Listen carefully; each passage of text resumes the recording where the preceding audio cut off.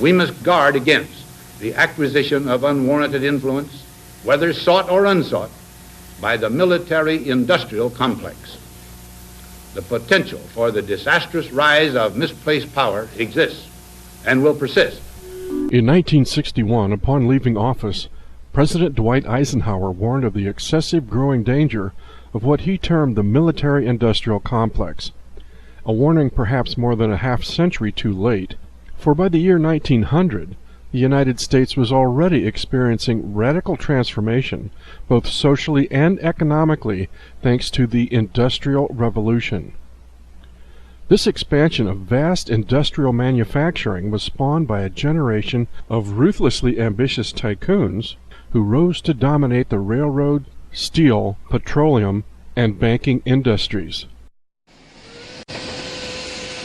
America is now a very different country from the nation of small farmers and merchants imagined by Thomas Paine and Thomas Jefferson. Little more than 100 years after the Revolution, the robber barons have transformed it into a corporate giant and made the U.S. the world power in oil, steel, finance, and communications.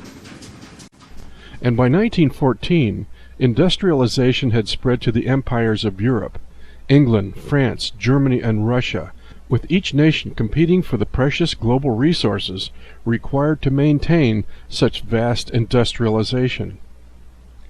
So naturally, this fierce competition resulted in war, global war, elevated to an industrial scale and named World War I. And who were the victors of this hideous conflict that cost nearly 17 million human lives? The British, the French, the Russians, the Americans, certainly not the Germans. No, the ultimate victors of that war to end all wars were the international bankers who financed it. War and its military industries became the most profitable cash cow for international bankers who naturally financed all sides of the conflict. Of course, once the conflict ceased, predictably, the cash flow stopped as well. So obviously, the easiest way to restore that cash flow meant manufacturing yet more wars. And so, over the remaining balance of the 20th century, we have seen this insatiable lust for war profits evolve into a perpetual motion money machine, which we recognize today by its cliché label, the military-industrial complex. But rather than an exclusive instrument of United States national interest, this conglomerate now serves the interlocked corporate, political, and banking elite of our entire world, who consider themselves much the same as did the British aristocracy of the 19th century, to be the master race, a race whose evolutionary duty is to manage the ignorant masses. And conversely, this wealthy minority, who now own the planet, believe it is their right to govern it, not the general public's. Thus the wealthy elite view the mass majority as incapable of governing. Therefore, management responsibility must be exclusively held by the genetically superior, moneyed class. These same ruling elite embrace the cold practicality of social Darwinism that reasons, since all humans will die eventually, to hasten the extinction of useless segments of humanity for profit through deliberately engineered wars justifies a greater good, preservation of the superior class. So is it not obvious that the true enemies of the human race are not Nazis or communists or even Muslim terrorists, but rather the wealthy, ruling 1% of the population who manufacture mass human conflict to generate perpetual war profits and population management? Meet Smedley Butler. His father was both a lawyer and a politician. He was elected to the House of Representatives in 1897. He joined the Army at the age of 16, and at the age of 48, he became the Army's youngest Major General.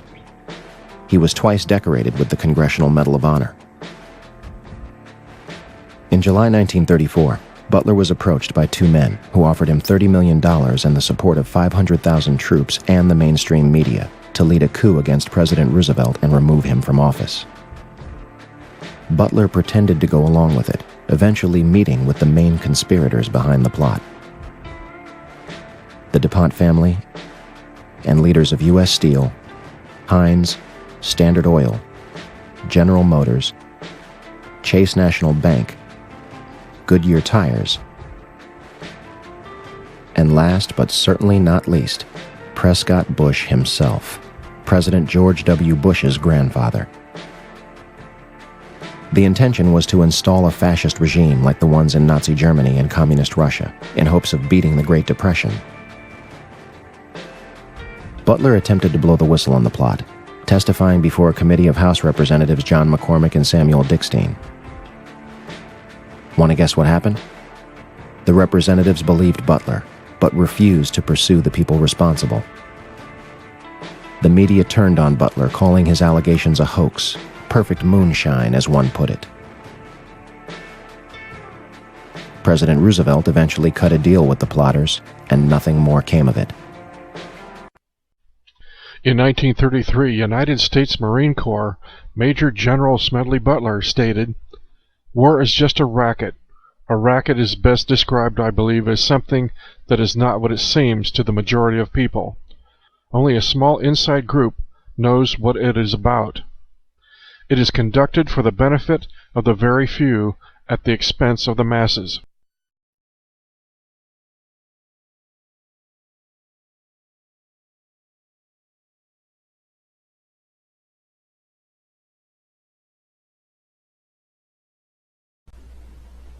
What seems uncanny and nearly supernatural about the Industrial Revolution itself is how swiftly human technology has advanced over scarcely more than 100 years, from covered wagons to space shuttles. A technological transformation which has rendered the entire human social structure into something toxic and virtually alien to this planet's natural environment. So where are we going in such an all-fired hurry? Are humans even in charge of their own destiny? Do we fully understand the true history of our species? Did our remote ancestors actually slither out of some primordial soup, as Darwinian theorists would have us believe? Or is our species somebody else's vast DNA experiment? Jehovah's explicit command from the Holy Bible, "Let us make man in our image," certainly lends suspicion to the notion that the human species was somehow manufactured. And of course, texts from ancient Mesopotamian cultures explicitly state that sky gods originally visited the earth and populated it with their progeny, and that these same sky gods covertly maintain rulership of this planet to this day through discrete proxy bloodlines. The record of this occult or hidden history of humanity's origins, the great work of the ages, is preserved in the archives of modern secret societies. Is it any wonder that the world's most iconic sky god relic dominates our own national currency, the Great Pyramid of Egypt?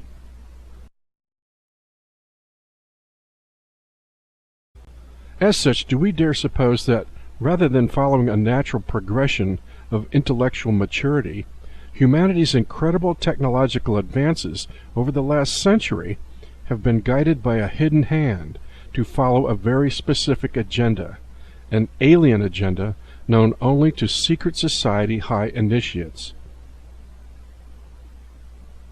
In 1991, famed whistleblower, Area 51 physicist Bob Lazar cryptically revealed, "There's a small segment of the United States government that makes scientific and technological judgments from a knowledge base that is not available to the general public. If the following information is true, the United States government also makes judgments on a historical, philosophical, and even theological level from a knowledge base that is not available to the general public."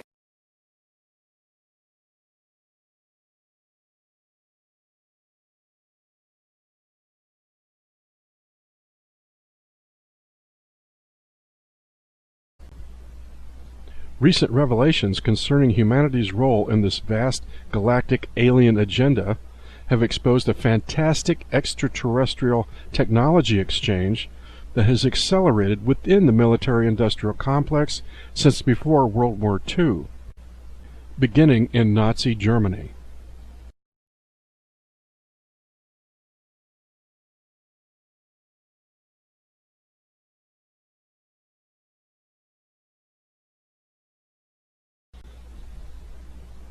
Thanks to fierce anti-German prejudice in the American media following World War II, it has been difficult to discern accurate details of sensitive weapons projects engaged by Hitler's Third Reich. But over time, bizarre rumors of exotic circular flying machines devised by the Nazis began to flourish. In 1980, author W.A. Harbinson published a compelling novel entitled Genesis, which wove a fictional account attributing the pervasive UFO phenomenon to Nazi technology rather than space aliens. Yet within Harbinson's novel he included an appendix of extensive research that verified serious vertical lift circular disc aircraft development had in fact been engaged by German Luftwaffe designers during the war. Then later in the early 1990s, an extraordinary video, UFO Secrets of the Third Reich, produced by a pair of Austrian researchers, Norbert Jürgen Rathofer and Ralph Ettel, became public that also claimed UFOs were German vengeance weapons developed before the close of the war and shipped to hidden bases in South America as well as both the North and South Poles. This account reveals the Nazi saucer legend had originated from telepathic contact with extraterrestrials, who allegedly supplied technical design information to German secret societies for flying saucer construction. So after well more than half a century since World War II, one would think the outlandish tabloid claims of flying saucer projects engaged by Germany's Third Reich would have faded into oblivion. But the exact opposite seems to be the case. With each passing year, as more Nazi saucer information becomes public, fascination with this legend continues to grow exponentially. Of course, just how much of this legend is actual truth remains to be seen.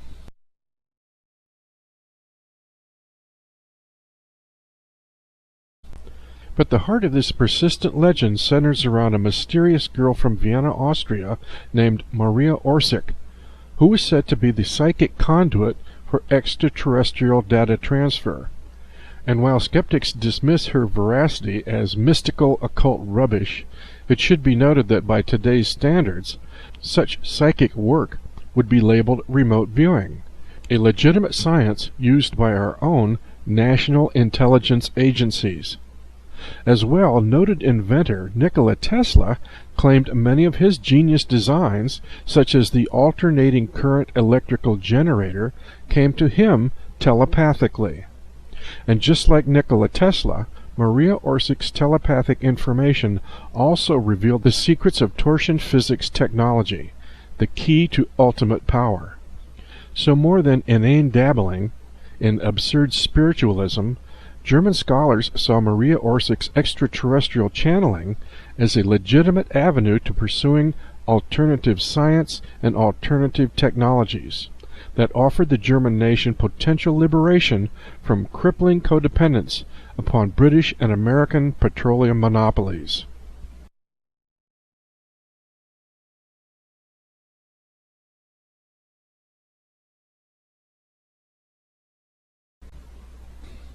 But of course, the Nazi war machine did not exist in an independent economic bubble. Adolf Hitler did not pay for the Third Reich out of his own pocket. The Reich was a political creation of international capitalists and defense contractors, the military-industrial complex. The very existence of the Third Reich was thanks to the financial and manufacturing support of corporate giants like Ford Motor Company, General Motors, Standard Oil, IBM, IT&T, not to mention investors like Union Banking Corporation, whose chairman, Prescott Bush, personally profited from slave labor concentration camps like Auschwitz. Even Britain's Rolls-Royce Motor Company designed engines for the Nazi Messerschmitt 109 fighter planes. War serves to generate accelerated technological advances through multinational military competitions. So, as stated earlier, the winners in every war are the bankers and the defense contractors, certainly not the dead soldiers littered across the world's battlefields. So for Nazi V-2 rocket programs to be Americanized after the war, was perfectly natural, since German National Socialism was an American business enterprise from the beginning. American capitalists had originally financed such weapons research, and they had rightful proprietary claim to any and all Nazi military hardware, since they had paid for it in the first place. With this in mind, it seems perfectly reasonable that over the course of the war, American military intelligence units would have infiltrated Nazi weapons research operations to monitor just how American corporate investor monies were being spent. And torsion physics, anti-gravity, free energy technologies would have been the most valued military prize imaginable to be gleaned from Nazi weapons innovations.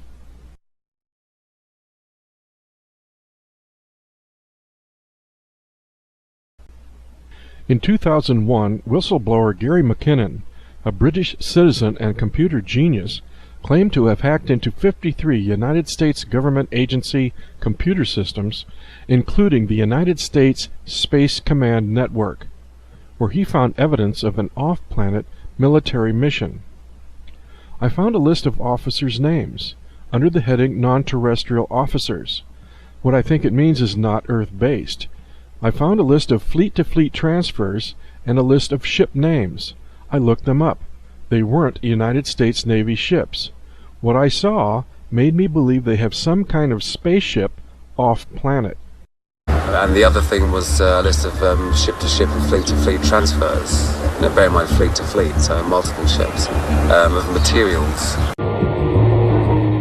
Well, I surmised that an off-planet sort of space marines is being formed. And a lot of the government, space command stuff, it's all about space dominance, and it is, the final frontier. So I think it's natural for them to want to control space and be developing a space going forward in secret. In 2015, William Tompkins, a retired naval engineer and author of Selected by Extraterrestrials, verified McKinnon's claims with astounding revelations that this secret space fleet does in fact exist, and that its creation is directly linked to the Nazi saucer projects of World War II. Tompkins himself actually claims having worked over a 12-year period beginning in 1951 for an above-top secret think tank within the Douglas Aircraft Company, designing a kilometer-long anti-gravity spacecraft covertly commissioned by the United States Navy. As a teenager, William Tompkins' keen eye for crafting detailed warship models caught the interest of the United States Navy, which recruited him into intelligence programs to work on advanced technology projects. Due to his exceptional skills with naval intelligence, beginning in 1942, Tompkins directly participated in top-secret debriefings of Navy spies embedded within Nazi Germany's most secret aerospace facilities during and immediately after World War II. Although only a third-class seaman, he replaced a commander at North Island Naval Air Station in San Diego. Tompkins claims that he was personally commissioned by Defense Secretary James Forrestal to undertake upon his own initiative or at the request of any bureau or office of the Naval Air Forces studies of specific instrumentalities and techniques for the purpose of outlining research projects. In other words, his task was to evaluate enemy technologies for use in our own weapons engineering. Tompkins served directly under Admiral Rico Botta, to whom the naval intelligence operatives were reporting on technical projects observed in Nazi Germany. 28 of these naval operatives with the rank of lieutenant were used in this covert program, all of whom had German ancestry, which allowed them easy infiltration into Nazi Germany. Tompkins' job was to prepare briefing portfolios or information packages from the gathered Nazi intelligence to be disseminated among the Navy's various corporate contractors, the military-industrial complex. These contractors, in turn, were commissioned to research and develop comparable technologies to match the Nazi anti-gravity spacecraft, which were in various stages of production in German facilities across Europe as well as South America and Antarctica.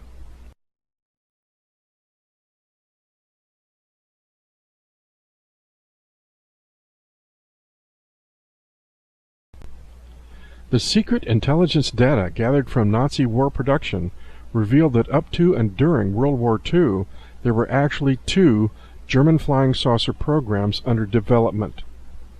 The first was a largely civilian effort that predated the Nazi rise to power in 1933, while the second was a military operation led by the Nazi SS.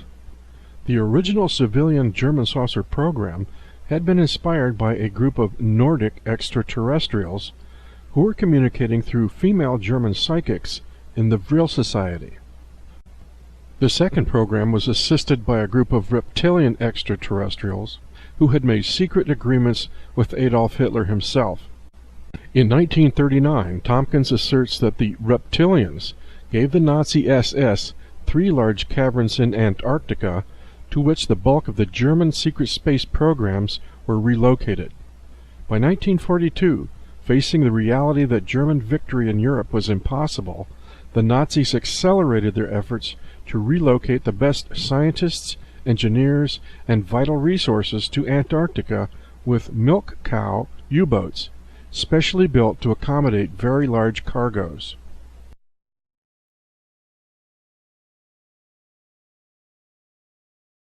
Over the 4 years of his covert naval intelligence service, from 1942 to 1946, Tompkins estimates giving 1,200 classified briefings across the country to defense contractors and scientists most capable of understanding the advanced German weapons projects.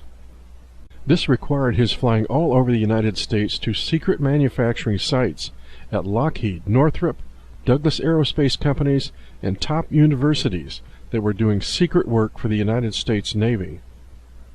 But aside from all the astounding technical intelligence data obtained from Nazi anti-gravity projects, was the stunning revelation that the war with Germany was nothing more than the terrestrial extension of a far greater intergalactic conflict within which humans of Earth were unwitting pawns. William Tompkins stated, "Our planet has been a battleground for warring extraterrestrial cultures for thousands of years. The result has been wars, destruction, and attempts to hinder our progress. Recently there has been a great spike in technical innovation due to help from friendly aliens." As well, Tompkins claimed that Hitler and the SS made agreements with reptilian extraterrestrials in exchange for construction design information of extraterrestrial vehicles, their propulsion, their controls, their operation, and everything needed to build those UFOs and put them into production.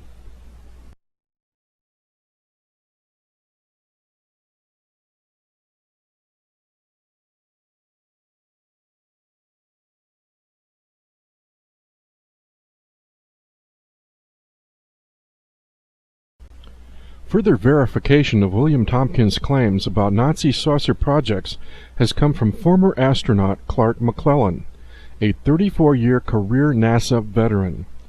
In multiple interviews with Jeff Rentz, McClellan revealed that during his tenure with NASA, he spent significant time working with Project Paperclip Nazi scientists and learned directly from them just how the Nazi SS had survived the war through building advanced anti-gravity aircraft in Antarctica, while simultaneously our own United States space program was being infiltrated with Nazi personnel as well.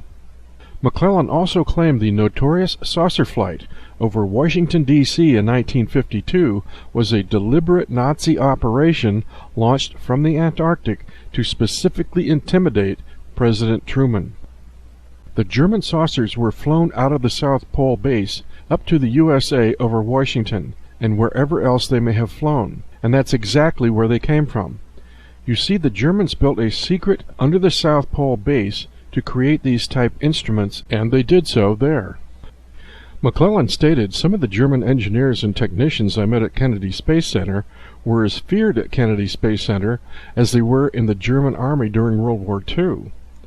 However, McClellan claimed NASA Director Kurt Debus was a good personal friend who admitted the Germans were getting technical assistance from extraterrestrials from the Aldebaran star system.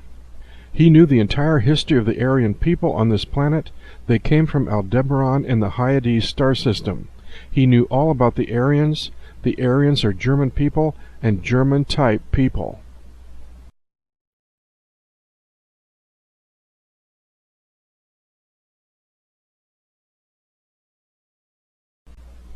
Assuming the truth of William Tompkins' amazing story, his services have proven a valuable asset for expanding the military-industrial complex into fully manned space-based weapons operations. As early as the 1950s, Tompkins claims the United States Navy, in cooperation with Douglas Aircraft Company, began design of military spacecraft which were eventually built in secret facilities in the Wasatch Mountains of Utah. Tompkins states, "I was assigned to design for the Navy about 16 to 18 different classes of United States Navy battle group ships. These ships fly in space. I designed United States Navy spacecraft carriers, which finally got built back in the late 70s up in Utah underneath the ground." According to Tompkins, a number of top aerospace corporations played key roles in designing and developing kilometers-long anti-gravity spacecraft used in the Navy's space fleet, Solar Warden. He claims that the Navy's 8 non-terrestrial battle groups have seen service long enough to where they are already antiquated, and a new generation of 12 space battle groups is currently under development with deployment scheduled by the 2030s. A significant side note to Tompkins' claims of anti-gravity spacecraft carriers comes from World War II and the account of a United States Army Counterintelligence Corps investigation of a 300-foot-long cylindrical craft discovered in Germany's Harz Mountains. The machine was hollow and abandoned, apparently with all of its control and propulsion systems removed. This CIC investigator was told under strictest security by his superiors that the Germans designed this craft as a space machine to go to the moon, and that all of the operational craft had already been flown from the Harz Mountain facility to South America and Africa.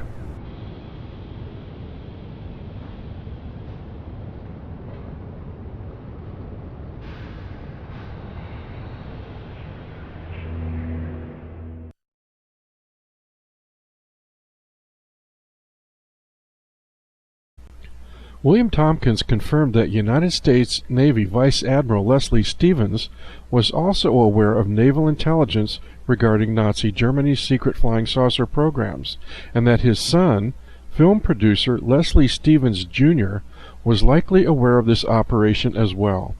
As such, it is suspicious that Leslie Stevens Jr. was part of a Navy-sanctioned soft disclosure process that would use Hollywood's television movie industry to reveal elements of the Navy's secret space program. Consequently, the business relationship between Gene Roddenberry and Leslie Stevens Jr.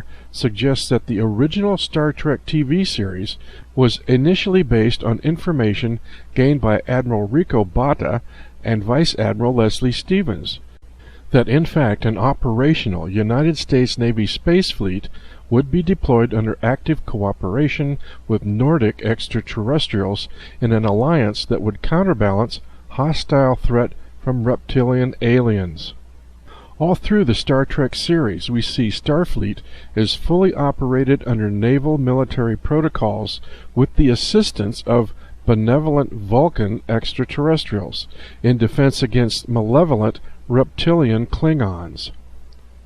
Thanks to Freemason Gene Roddenberry, Navy Space Fleet operations have been hidden in plain sight since 1966. Fascinating.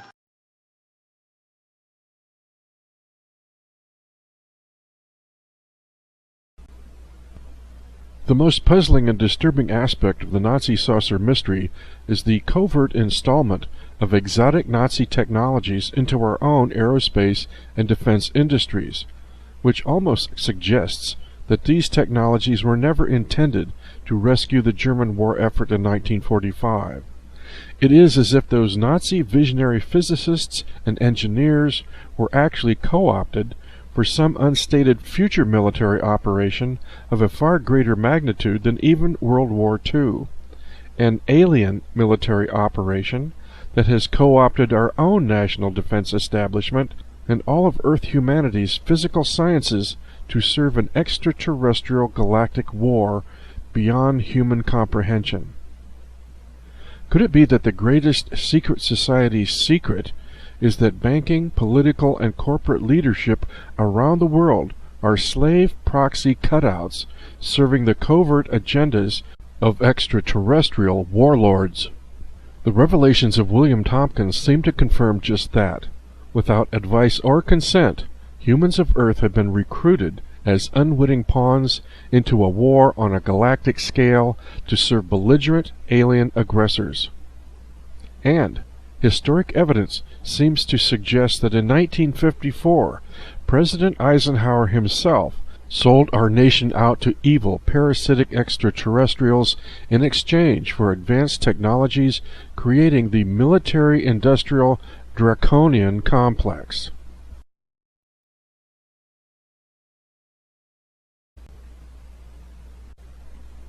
In his book, The Day After Roswell, retired Army Colonel Philip, former National Security Advisor to President Eisenhower, stated, "We were convinced that whoever the UFO extraterrestrials were, they were tampering with our planet, operating with impudence, and manipulating us constantly and secretly.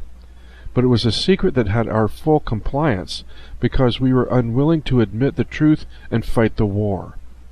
Those of us in the military who knew what was happening also felt that we could be experiencing an invasion that was more of an infiltration. They were compromising our very systems of defense and government. As long as we were incapable of defending ourselves, we had to allow the ETs to intrude as they wished. We had negotiated a kind of surrender with them as long as we couldn't fight them. They dictated the terms, because they knew what we most feared was disclosure. Hide the truth, and the truth becomes your enemy. Disclose the truth, and it becomes your weapon. We hid the truth, and the extraterrestrials used it against us." Humanity is not about to be invaded. Humanity is not in the middle of an invasion. Humanity has been invaded, and the invasion is nearly in its final stages. Great invasions do not happen with thundering smoke and nuclear weaponry. That is the mark of an immature society. Great invasions happen in secrecy. So does the insidious, malignant decadence spreading throughout our national political institutions, the news media, Hollywood films, and the general population itself actually reveal the alien invasion that has successfully captured our planet. The Draco-reptilian hidden masters who for centuries have manipulated humanity through secret societies. And ultimately, who owns our secret space fleet? Rothschild Zionist bankers?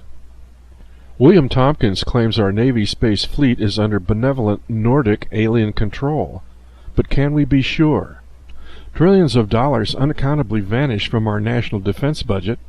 Are these monies financing secret space fleet protection? They could just as easily be financing a utopian off-world habitat for the super elite, while leaving the planet's expendable surface dwellers to languish in toxic sweatshop slavery. Skunkworks aerospace engineer, Mossad Zionist Ben Rich, stated, "We already have the means to travel among the stars, but these technologies are locked up in black projects, and it would take an act of God to ever get them out to benefit humanity." An arrogant declaration that begs the question, if these technologies don't benefit humanity, just who do they benefit? Is a secret space fleet the ultimate protection of the human race, or the ultimate threat?